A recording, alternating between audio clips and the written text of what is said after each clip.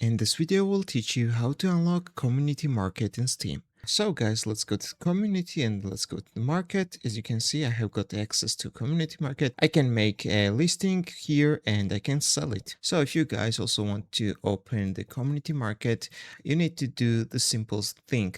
You need to make the order on Steam. You need to buy something which should be cost $5 or more, guys. So if you have got a different currency, it should be equivalent to $5. For example, if you buy this game right here, which costs $7.36, you will get access to community market, but you won't unlock it immediately because it needs 7 days after you make the purchase, $5 or more.